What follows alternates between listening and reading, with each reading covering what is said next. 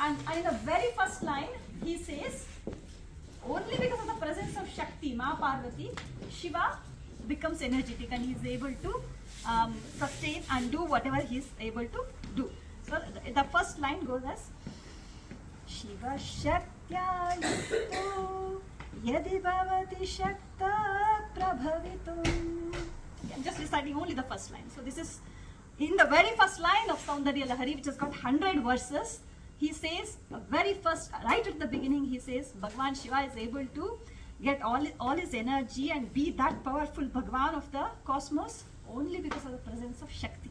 Yeah? Even in Bhagavad Gita, Bhagwan Krishna says in one of the shlokas in the 10th chapter, he says, all these beautiful qualities of women, the quality of beautiful speech, the quality of forgiveness, the quality of dhriti, kshama and all that is recited, that is reiterated by Bhagwan Krishna in one of the shlokas. He says, I am present as these qualities in the women. In one of the shlokas, he says that. And the shloka goes as Mrityu sarvaharashchaham udbhavasya cha bhavishyatam kirti shrirvak narinam smritir meda dhriti kshama.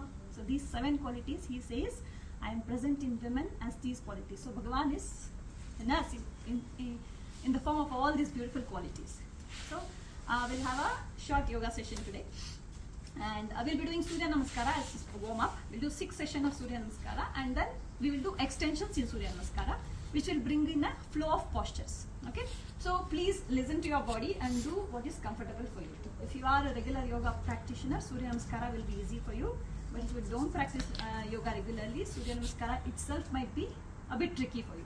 So Surya Namaskara is a very nice practice which has got a nice flow of practices. You coordinate the postures and you coordinate your breathing with it.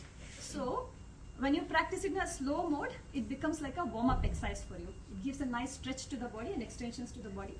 And then if you practice it at a faster rate, it becomes a nice cardio workout. And you add your shlokas and mantras to it, it becomes a prayer. It becomes a offering to Bhagwan Surya Deva, who is the one who sustains the whole cosmos. He's the one, because of the sunlight, everything works, isn't it? So it becomes a nice prayer to him. So do it in whatever way you want to do.